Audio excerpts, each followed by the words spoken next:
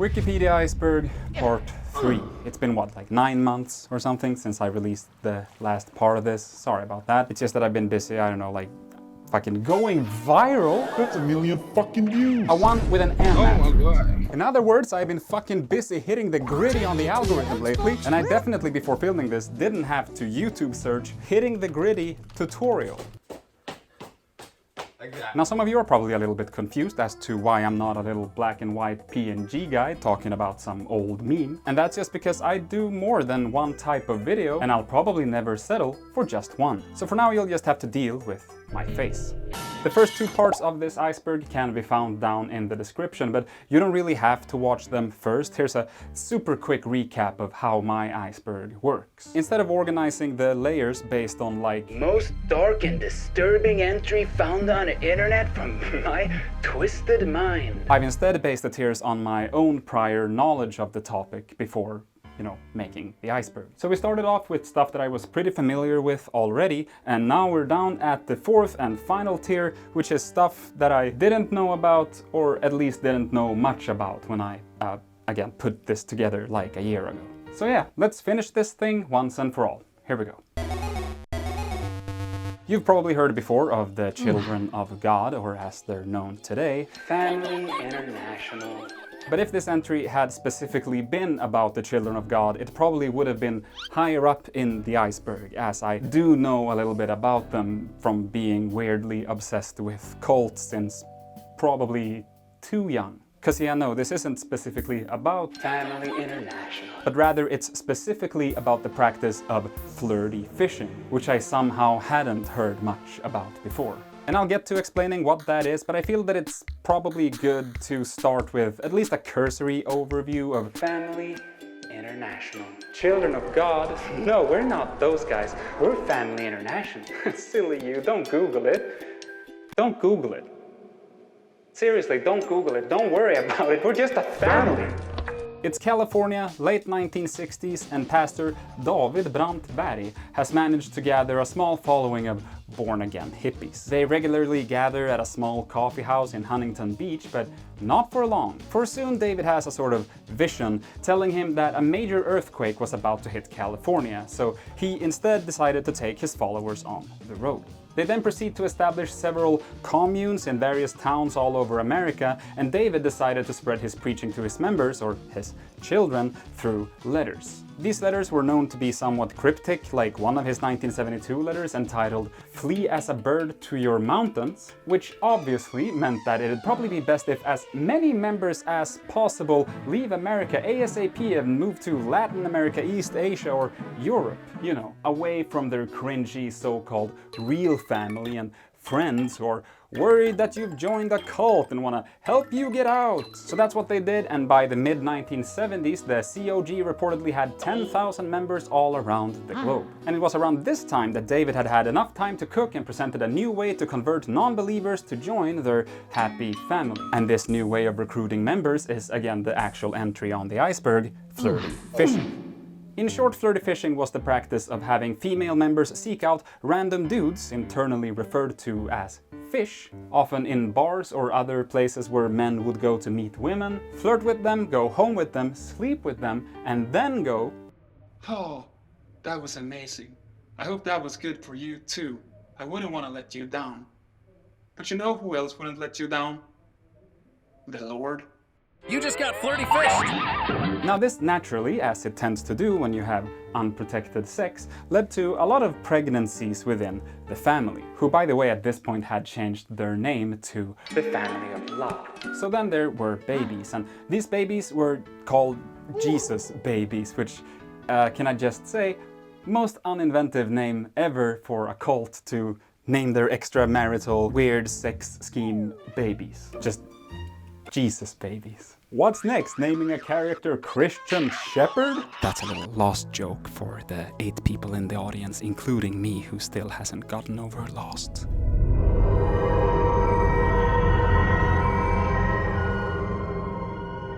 Apparently between 1971 and 2001, more than 13,000 Jesus babies were born in the Harmless Family Club, or whatever they're called at this point. And perhaps surprisingly, because who could have seen this coming, this practice of flirty fishing soon went from women sleeping with lonely men and maybe even forming a relationship with them to get them to join a weird cult, into, what's it called again? Yeah, right, prostitution. FFing developed into ESing. That's not a joke, that's what they called it, and it stands for escort servicing. Some of the women would work as call girls for escort agencies and some as freelancers. And apparently at this point they would only try to spread the preachings of the cutesy, harmless family if the occasion presented itself, which, look, I'm no expert at this, but from my understanding of how these sort of situations usually look, I don't think there's usually a moment for the dude to go, hey, by the way, what's your stance on, like, religion and shit? But anyway, that's the gist of what flirty fishing was. A super strange and horrifying practice that was actively being deployed by Family International between 1974 and 1987.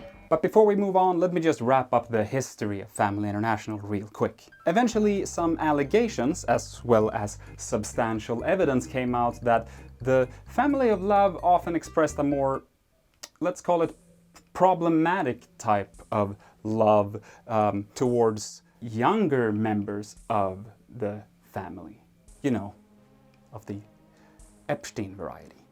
This was followed by the group making some changes and then stating that they had now tightened their standards, which is a really funny way to say that, yeah, we get it, our standards used to be low, hence the pedophilia. They changed their name from the Family of Love to just the Family, which, you know, to be honest, probably a good move, but I'm still not convinced that this, you know, actually changed anything, because hear me out, I don't think most organizations need to have reminders sent out to their members to not do sex stuff with minors, but in 1989 the family had to do that, and they sent out an urgent memorandum, quote, reminding them that any such activities, adult-child contact, are strictly forbidden within our group. To which I'd like to add that it is also strictly forbidden by the law.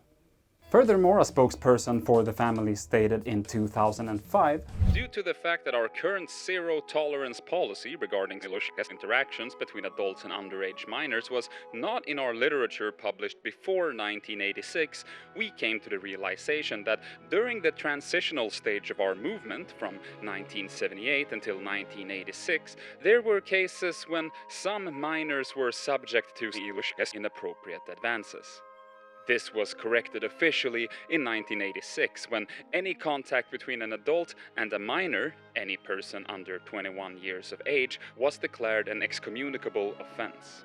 And like, I can't believe I'm saying this, but you shouldn't need to have a zero-tolerance policy against this sort of stuff. But yeah, I digress. The Family International, as they are called today, almost as if, again, they're trying to make it hard to connect them to their past or something, still exists. So if there's one thing that I hope you can take away from this, is that these are real people that you can run into. And if you do, keep running. Also, how did we get here? I remember talking about the fucking like Pac-Man ghosts for 10 minutes, and now it's just the most depressing shit. In general, this tier of the iceberg just feels like it has much more depressing shit on it. Sorry about that. I'm very warm, so I'm gonna take this off. So in science there is this concept, this theory that you might have heard of. It's called evolution. Essentially, evolution states that, you know, billions of years ago, some little goop guy crawled out of the water, then eventually got really into swinging in trees and eating bananas, and then taxes and sadness. But as it turns out, some people are not into this whole, you know, science explaining the history of our planet thing. Instead, they rather choose to believe that, and I quote, the universe, earth, life, and humans originated with supernatural acts of divine creation. End quote. That being said though, you're allowed to hold any beliefs that you want, but if you think that the Earth is like a couple of thousand years old and that the Illuminati placed fake dinosaur bones in the ground to throw us off in some way, then I'm just gonna assume that You probably hate the gays. Now, sometimes these creationists, as they are called, like to do this thing where they make a list of major scientists who share their belief. I guess to like prove a point that even big boy smart brain man scientist supports their belief system. So in response to this, Project Steve was created. Project Steve is also a list of scientists. It's scientists that fit 2 criteria. 1, they support evolution. 2, their name is Steve. And to this day, this list of scientists who are also named Steve, who support evolution and deny the creationist theory, is longer than any existing lists of scientists by any name supporting the creationist theory. As of September 2023, Project Steve had 1,491 signatures, and creationism stands have been real silent since this dropped.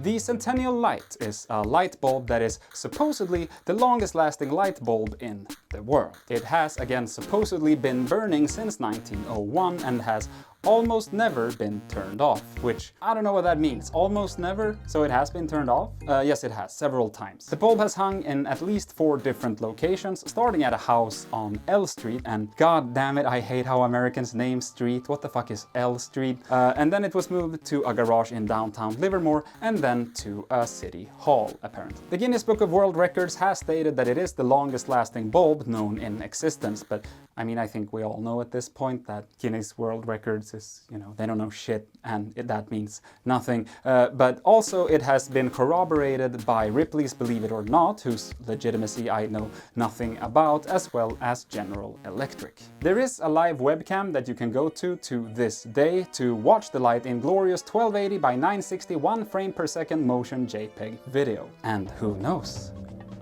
Maybe you'll catch it as it burns out.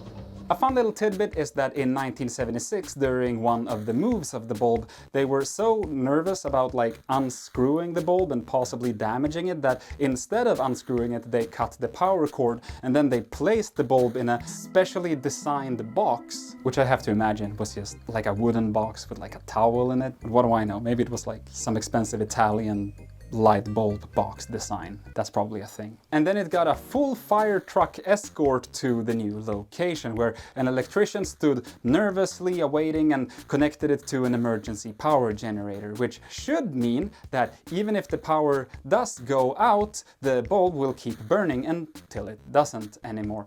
But on the evening of May 20th, 2013, through the dedicated webcam mentioned earlier, audiences from all over the world who sit glued to this stream probably always, they suddenly watched the bulb go out. An electrician was quickly ushered into the fire station, I like to imagine that it was the same electrician, to confirm the status of the bulb and call a time of death, but that's not what happened. Instead, he quickly diagnosed it as having essentially been like disconnected from its power source. Something about an extension cord, I don't really know, but approximately 9 hours and 45 minutes after the bulb went dark, it was back up again, as bright as ever. Okay, not actually as bright as ever, the light has faded in strength over time. Sources vary, but according to one article that I can't access without, quickly taking screenshots before this please pay us a subscription fee window pops up, it is believed to have originally been a 30-watt bulb. But according to centennialbulb.org, it was originally a 60-watt bulb. But no matter the case, today it is reported to emit about the same light as a 4-watt nightlight. And now I'll be moving away from any sort of official info here because I have a bit of a conspiracy theory about this. Is it possible that this is not the same light bulb? And I'm not accusing anyone of anything, but hear me out here. Looking at this light bulb from the webcam stream and comparing it to what a 4-watt nightlight supposedly looks like, This looks a little bit brighter to me. and I know that comes down to at what settings you had on the camera when you shot it and the settings of the webcam, but I don't know, maybe during those 9 hours and 45 minutes that it took for them to replace the bulb in 2013, the actual reason why it took that long was that the bulb actually died, and that would still make it, a very impressive lifespan for a single bulb. But what if the fire department felt like, well, this, is kind of the fun thing everything that we have around here, what if we just kind of track down another light bulb that looks the same and install that one in the old one's place? Would anyone notice? I don't know, but look at this screenshot from 2015, and then look at this screenshot that I took while writing this script. Obviously, it can't be that, you know, the exposure settings on the webcam have changed over time to accommodate for the fact that the light is now not as bright anymore. No, it can't be that. There has to be something more to it. I even went as far as to Google this to see if anyone else had claimed the same thing, and I found nothing, which either means that I'm grasping at straws here, or that there is a conspiracy here, that the bulb we all knew and loved was killed in 2013 and replaced by an imposter, just like Paul from the Beatles. And I just know that this goes deep. This goes further than some city council or fire brigade. Everyone's in on it. Politicians, lawmakers, man on the street, and this goes all the way up to the very top where they sit on the filthy throne of lies. And that's the Centennial Light. Okay, so this next entry wasn't originally on the iceberg, but seeing how it, to quote the kids, lives rent-free in my head, I thought I'd just throw it in here, because I don't know when else I'll get the chance to talk about and at least try to explain the Monty Hall problem. Now, huge disclosure, I am not a smart man, if you didn't know, and so as I try to explain this, I might get something wrong. And if I do, please feel free to correct me in the comments. I say that as if commenters usually hold back. What's that? It's actually called tin eye, not tiny eye. No one's mentioned that. Oh, sorry, the Polish is wrong in this. No one's pointed that out before. Yeah, not a single other person pointed that out before you. The Monty Hall problem is a probability-based sort of conundrum or brain teaser, if you will, and it usually goes something like this. Okay, ladies and gentlemen, welcome back to Goat or Car. Now, like always, the available prices are a goat or a car. And another goat. Now, I've taken these two shitty goats and this amazing car and I've hidden it behind these 3 doors. And all you have to do, lucky contender, is pick the door with the car behind it. So which door will it be? Door number 1, door number 2, or door number 3? Hey, so since you can't actually interact with this, I'm just gonna go ahead and pick a door for you, but just pretend that whatever door I pick is the one you would have picked, because which door you pick isn't really the point here. Also, just to clarify, the goats could be replaced with anything that you don't want, and the car can be replaced with anything that you do want. The point is that there are 2 fail states and 1 win condition. Okay, so let's say we go for door number 1. Door number 1. Good choice. But before we open that door, I happen to know what is behind each of these 3 doors, so allow me to do this.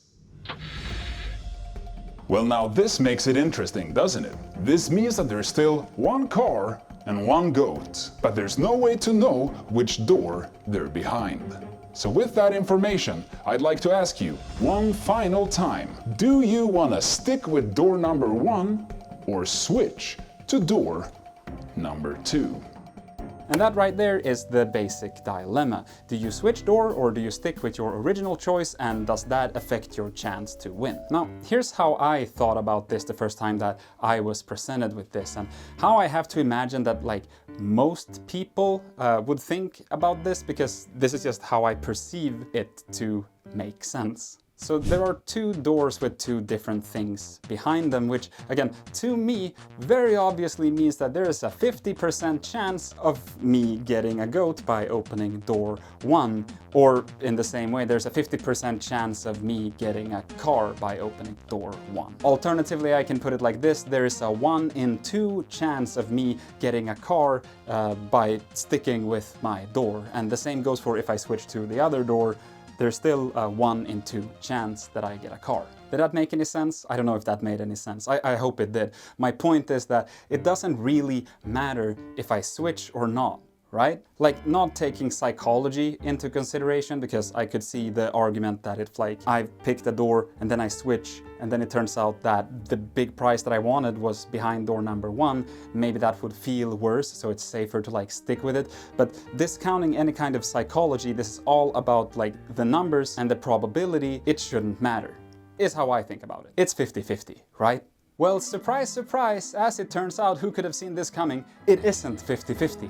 No, what I should be doing and what you should be doing if you end up in this very specific situation is to switch from whatever choice you had to the other door. And now if you're anything like me, you're probably like, nah, that's not true. That doesn't make any sense. How can it be anything else than 50-50? And I would be agreeing with you if I didn't, you know, happen to know the answer. And this is why I wanted to put this in here, because to me, this is so fascinating and weird. It's like a fucking glitch in reality to me. And I know for sure that there's a bunch of really smart people watching this going like, you fucking idiot, how can you think it's 50-50? And I have no problem admitting, yeah, I'm a dumbass. Maybe this is super obvious. But not to me.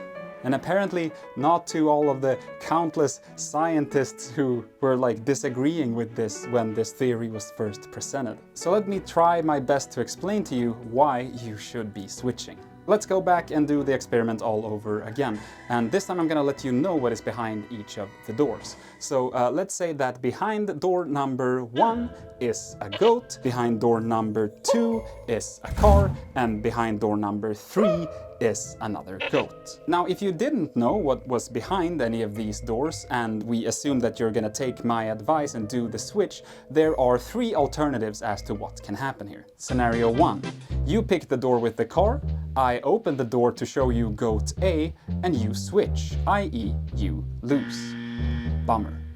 Scenario number 2, you pick goat A, I open the door to goat B, and you switch to the car. You win.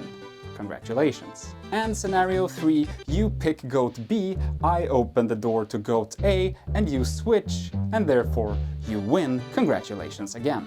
And that's essentially the gist of it. For some stupid logical reason that I hate, if you decide to switch, 2 out of 3 scenarios result in you winning the game. Meaning that there's a 1 in 3 chance of you to win if you stick with your original guess, but there's a 2 in 3 chance of you winning if you switch.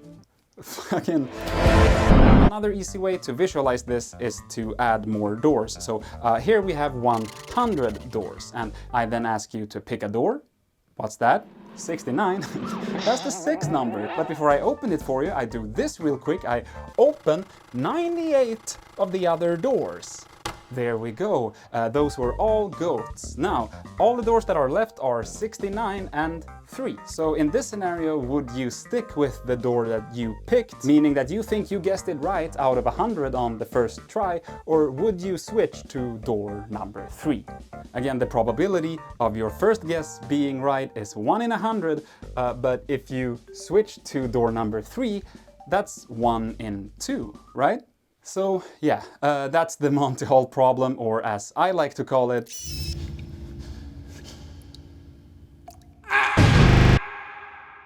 Now, before we move on to the next entry, I just want to take a quick moment to thank all of my patrons who've been very patient with me, as it's taken me so long to get to this entry. Man, it has been really long, hasn't it? Holy shit, I need to, sorry, I'm gonna have to just...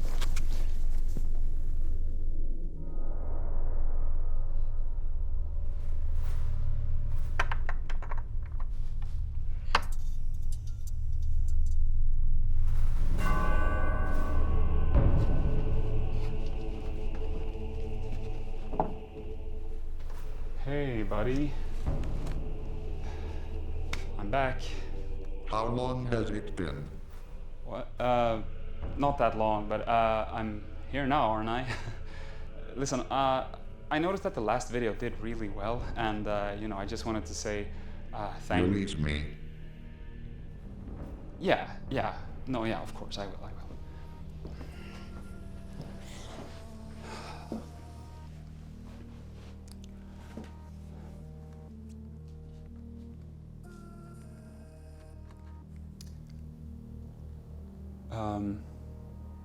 Hey, we're cool, right?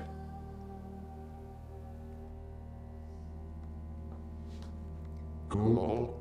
Because, listen, I know I kind of beat you up and made you flush yourself down a toilet and then picked you up from the sewage treatment plant that kept you in this room for a year, but you know, that was just because like the videos weren't doing that well, and now that you've done your thing with the algorithm, Let me go. I will. I'm just saying, you know, maybe you and I could let, you know, bygones be bygones. Water under the bridge, you know? Water under the bridge. Yeah. Yeah? Okay.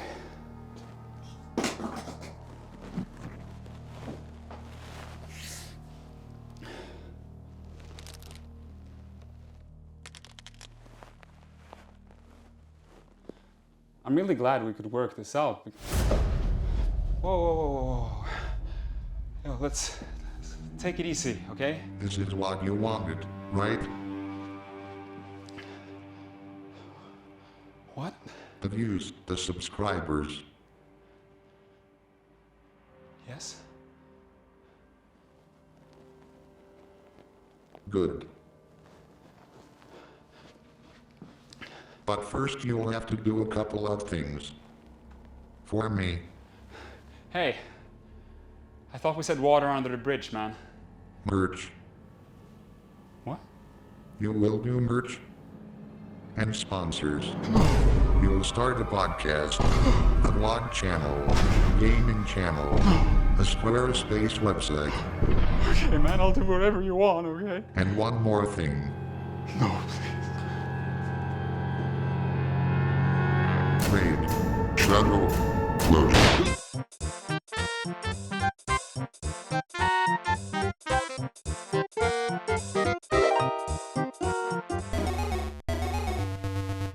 In Scotland, Shetland Islands, on the Isle of Unst, near the village of Baltasound, is a bus shelter. But at one point in time, this was about to change. See, in 1996, the local council had plans to remove this bus shelter, but before they did, they received a letter from a 7-year-old child named Bobby Macaulay. Bobby told the city officials that he bikes to this specific shelter every day to take the bus to school, and he uses it to leave his bike in until he returns home after school. This prompted the council to, for some reason, not only scrap the plans of demolishing the shelter, but they started furnishing it as well. You know, when I watch a lot of other iceberg videos, I've noticed that they usually just kind of skim the surface of each entry, right? Not all of them, some go into a lot of detail, but many of them just mention like the bare minimum, which makes sense. Like the iceberg video as a genre feels like it's mostly meant to give you a brief overview of each of the entries on the iceberg. So as I was writing this video, I had just looked back on the 2 previous entries, and they're, you know, pretty long, and the editing for these videos take way too much time, and I thought to myself, hey, I can also do that, especially since this is specifically a Wikipedia iceberg. I thought, you know, most information I can just straight up take from the Wikipedia entry. But as I'm editing this video, I keep... now the neighbors start drilling. I don't know how much you can hear that. But as I'm editing this video, I keep thinking to myself, like, man, I wish I had, looked into this a little bit more, because the story is, even better than the way I told it. And for this bus shelter, that couldn't be more true. So it wasn't like the city council that started, like, furnishing it. So I found the archived version of the website that apparently existed that kept a lot of pictures of the bus stop throughout the years, and that website was run by Bobby, the kid who wrote the letter. And under the page where he kind of writes down the history of the bus stop, there are a lot more details which I don't really understand why they're not on the Wikipedia page, but essentially he wrote the letter not to the council but to the newspaper Shetland Times. They they published it, which brought awareness, and the council was like, okay, let's keep the bus shelter and, you know, let's put in like a nicer, newer one. So they did. And then just a few days after this new bus shelter has been installed, someone places a couch and a table in there, and no one knows who that was really. And soon enough, someone else added like a heater in the winter, someone else added a TV and even a little snack bar, along with a guest book that the people who visited it would write in, which helped garner even more attention to the place, which is when Bobby's mother started actually furnishing it into all of these different themes. They would do it like together, Bobby and his mom, and I think maybe siblings. But in 2006, Bobby moved to Africa to study, and so his mom kept it up by herself, which is, I think, very cute and very fun. And again, this is supposed to be just like a summary of them, and obviously I'm gonna get some things wrong every now and then, but for this one specifically, man, I wish I, looked into it a little bit more before filming the main thing. That's on me. But I mean, in general, never trust a YouTube iceberg video to give you accurate information. Okay, let's get back to it here. The shelter has since been outfitted with a sofa and a TV, and to this day, it is still periodically redecorated. Sometimes with specific themes based on like world events like the Olympics, and sometimes just to give it a little makeover, I guess. And dude, I wanna go there so bad. And if you remember back in one of the earlier Wikipedia icebergs, I said that if I hit 10,000 subscribers, I would play the entirety of Desert Bus. Something that, by the way, has now happened, and I've already done the stream. I advertised it everywhere, so if you missed it, that's on you. But also there will be an edited down version on Extra Jeff, my second channel, card up in the corner. But let's keep the tradition alive, and let's say that if I hit 1 million subscribers, I'm gonna go to Scotland, to Unst bus shelter, and spend the night there. You heard me, that's what'll happen at 1 million subscribers. Mark my words, see you in 2043. The list of oldest living people is, well, exactly what it sounds like. A constantly updated list of the top 50 confirmed oldest people that are currently alive in the world. Or I guess not top 50, or I mean it is top 50, but top 50 sounds like a fucking Watch Mojo video. Young or old, big or small, we're all gonna die someday, but some people seem to never wanna kick the bucket, which is why we're today listing the top 50 most old people, starting with number 50, Anonymous of Kyoto.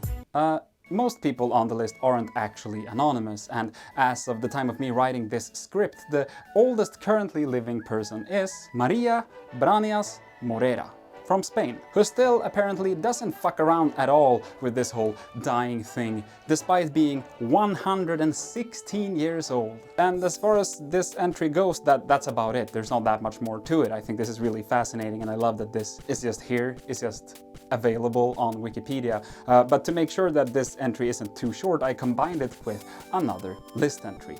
The list of unusual deaths is also exactly what it sounds like.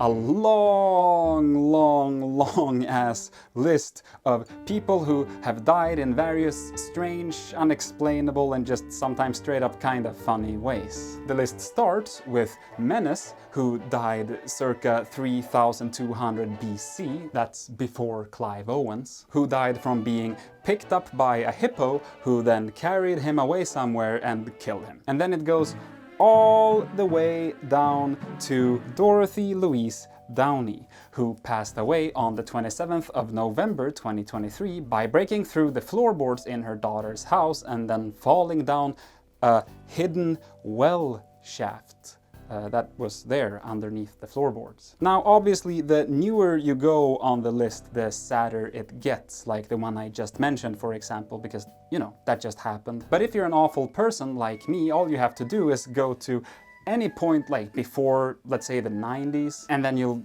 feel okay with it. So that being said, let me just randomly scroll and stop on a few ones and see what we find.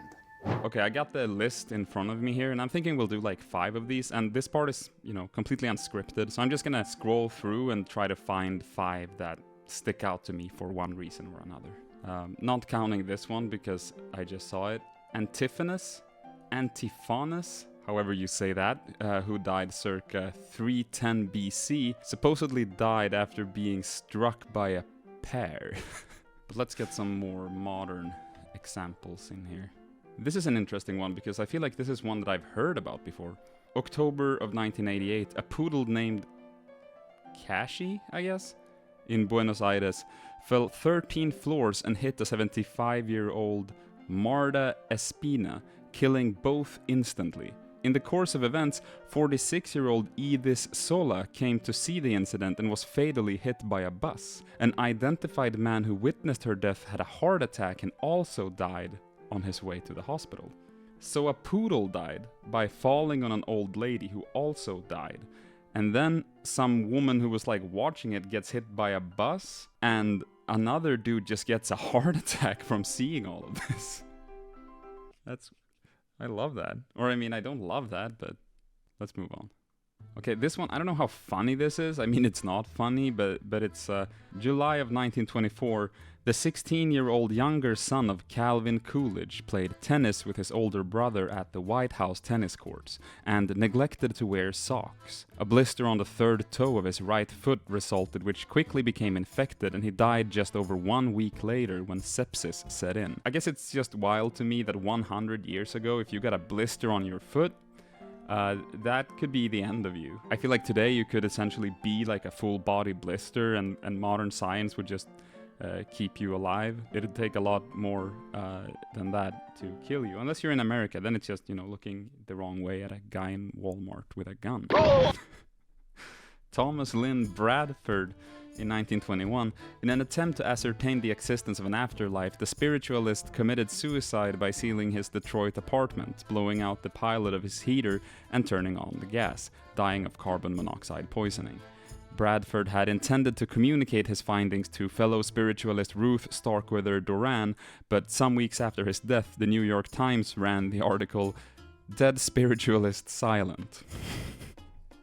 And oh yeah, obviously here in 1919 we have the Great Molasses Flood, which is something that I've been meaning to make a video about in and of itself because it's such a wild event. Also, I know I mentioned in several of my videos that like, oh yeah, this will get its own video. Some of that won't get its own video. Sometimes I plan it and then I try doing it and I'm like, this doesn't really work. But some of them I do still intend to make. So, you know, just bear with me, okay? It might be a couple of years, but I'll get there. Let's go back a bit further here. The 13-year-old king was killed by a tile that fell from a roof. Why was this 13-year-old a king? Boy would have died from stress soon enough anyway. What the fuck is this? John Cummings died in 1809. After seeing a circus knife swallower, Seaman John Cummings, yeah, that's like a sex word, by the way, began actually swallowing knives. On one occasion, he swallowed 4 knives and quickly passed 3 with no ill health.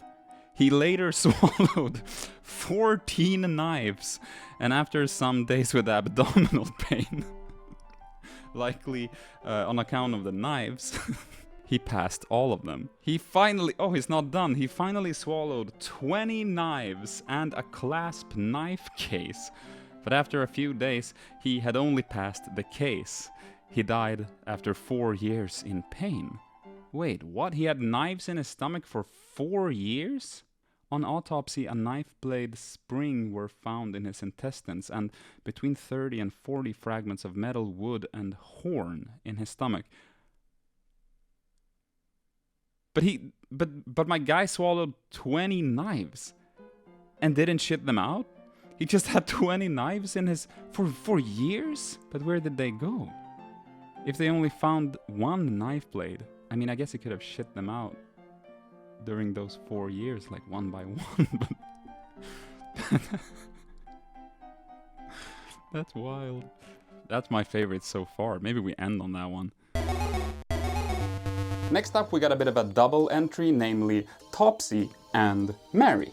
Because as it turns out, more than once in history have we, meaning humans, executed one of these guys, elephants in a way that is bizarre enough for me to think that it fits the criteria to end up on this iceberg. So let's try to summarize the lives of these 2 elephants and their untimely deaths without crying.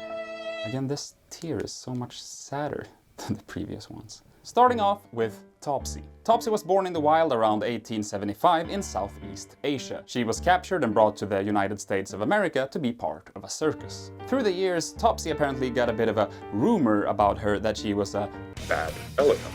But as I go on, I think you'll find that she wasn't as much a bad elephant as she was, you know, an elephant that also didn't take no shit from nobody. Some have claimed that she had attacked or even killed several people prior to the events that I'm about to describe, but all of that is unconfirmed, so let's start with the first confirmed incident, which was in 1902 when Topsy met James Fielding Blunt. Blunt, apparently drunk, wandered into the tent where the circus elephants were tied up. He then proceeded to tease them and offer them a bottle of whiskey. Reportedly, he then threw sand in Topsy's face and then burned her trunk with his cigar, so Topsy naturally went, well, fuck this guy. And proceeded to pick him up, throw him back down on the ground and crush him to death with, quote, either her head, knees or foot or some combination thereof. Good riddance. At some point after this, it is claimed that she also attacked and injured a handler named Mortimer Laudet, but he apparently survived his Topsy attack, and the same goes for Louise Dondero, a spectator of the circus from New York, who apparently used a stick to tickle Topsy behind her ear as she was walking by where he was seated. Again, this prompted Topsy to have a reaction along the lines of, hey, could you fucking not? And proceeded to wrap her trunk around his waist, pick him up, put him down, and then just as she's about to kill him, a handler comes in and stops her, which, you know, Mr. Dondero should be very thankful for. After this, Topsy got a new owner, William Alt. And in October of 1902, Alt was seen kinda stabbing Topsy with a pitchfork, which prompted the police to confront him about this. Alt didn't like the police meddling in his business, so he just kinda set Topsy loose and she ran amok, which of course just led to Alt being arrested. In December of that same year, sometime after Alt had been released from prison, he could be seen visibly drunk riding Topsy down the street of Coney Island until they got to the police station, where police officers apparently had to hide in the cells as Topsy reportedly tried to batter her way through the door and set off a terrific trumpeting. This, as you might expect, led to Alt again being in trouble with the cops, but also being fired from the circus. With Alt behind bars, the owners of the circus felt that they couldn't really contain Topsy and her temperament anymore, and so they announced to the world that Topsy would be executed by way of electrocution.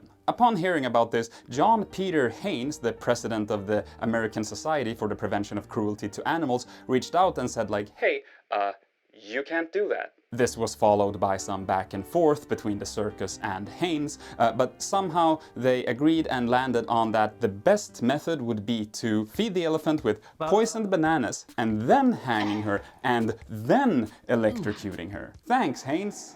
That's a lot better. And as you can probably guess, this is where it just gets sad, so I'm gonna go through it pretty quickly here. Execution day came, Topsy was let out, but she refused to go where they planned to execute her in like one last act of defiance, and then her former owner, Alt, was offered $25 to help them get her where they wanted, but Alt, to his credit, refused. Apparently he was very emotional and upset about this, and apparently was quoted as to saying that even if they paid me $1,000, I would never do this. Which, you know, $1,000 was a lot more then than it is now. I mean, he's still probably a terrible guy, but at least he had some sort of connection with her, I guess. So eventually the circus decided to just move the killing machinery to the elephant instead of moving the elephant to that. So that's what they did, and then they fed her some carrots that had poison in them. I think it was supposed to be bananas originally, but for some reason maybe it's just conflicting sources. Remember that I'm mostly using Wikipedia as like the basis for these stories, and Wikipedia is as it is. But yeah, then they hung her and electrocuted her. At the time of her death, Topsy was 28 years old, and everyone involved in her execution is currently burning in hell. Okay, sad elephant story number 2 is much shorter and goes something like this. Mary was, surprise surprise, an elephant from somewhere in Asia who had been moved to America to be part of a circus. Who would have thunk it?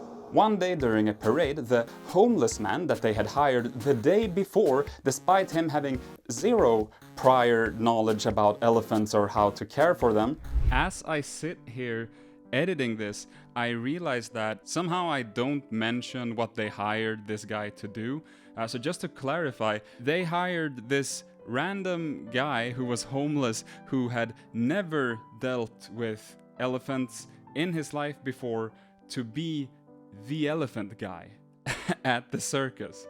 And this is his first day. Like, in this parade right now, he is either like leading the elephant by a leash or he's riding it. I'm not exactly sure which it is, but he is like the elephant guy now, despite having, never dealt with them before. It's such a bizarre situation that I failed to kind of elaborate enough on. But yeah, okay, let's continue here.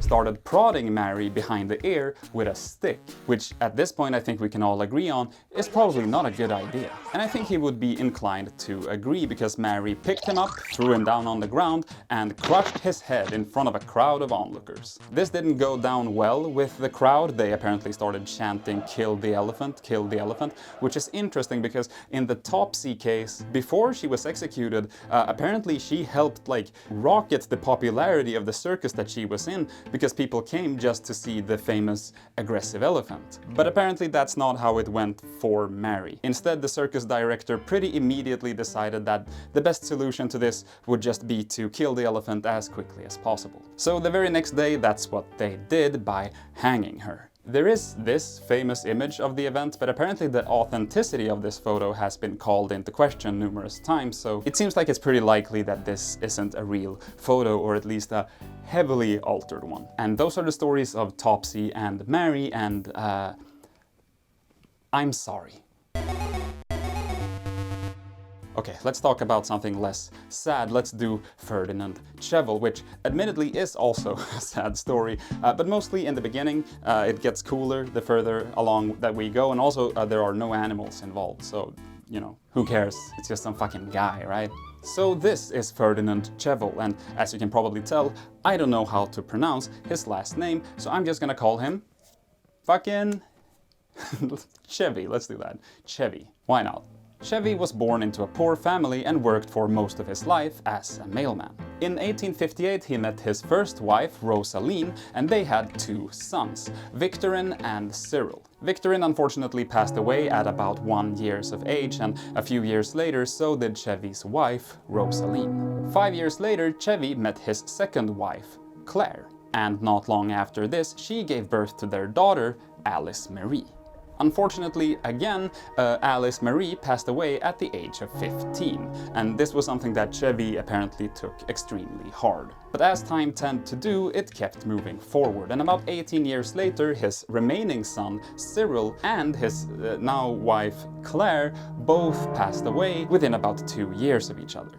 Chevy, now all alone, didn't really know what to do. As you can imagine, trying to find a new wife or having more kids wasn't really on the menu for Chevy at this point. So he just kinda lived a quiet life and kept working as a mailman. But one day, as he was walking his normal daily route, he stumbled on a rock, and for some reason this sparked something in Chevy.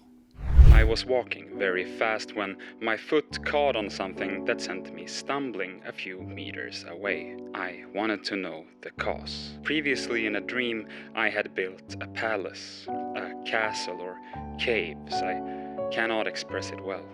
I told no one about it for fear of being ridiculed, and I felt ridiculous myself. Then, 15 years later, when I had almost forgotten my dream, when I wasn't thinking of it at all, my foot reminded me of it. My foot tripped on a stone that almost made me fall. I wanted to know what it was. It was a stone of such a strange shape that I put it in my pocket to admire it at my leisure. The next day I went back to the same place. I found more stones, even more beautiful. I gathered them together on the spot and was overcome with delight. It's a sandstone shaped by water and hardened by the power of time. It becomes as hard as pebbles. It represents a sculpture so strange that it is impossible for man to imitate. It represents any kind of animal, any kind of caricature. I said to myself, since nature is willing to do the sculpture, I will do the masonry and the architecture.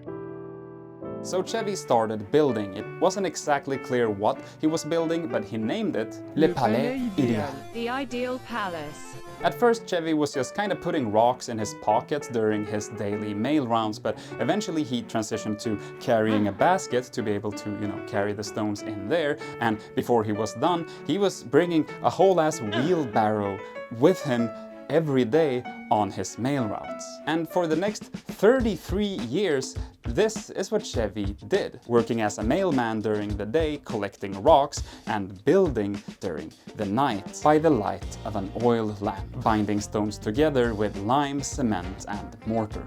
As the building was starting to shape up, he began hand-carving depictions of various animals into the walls, as well as various quotes and pieces of texts like "The Pantheon of an Obscure Hero," "This is of Art and of Energy," "Dream of a Peasant," "Palace of the Imagination," and of course, 1879 to 1912. 10,000 days, 93,000 hours, 33 years of struggle. Let those who think they can do better try. As Chevy was getting older, he requested to eventually be buried in his palace, but as it turns out, this is illegal in France. He had to be buried in a graveyard. So Chevy did what Chevy does. He spent the next 8 years building himself a mausoleum in a nearby graveyard. 1 year after finishing it, he died and was buried in it.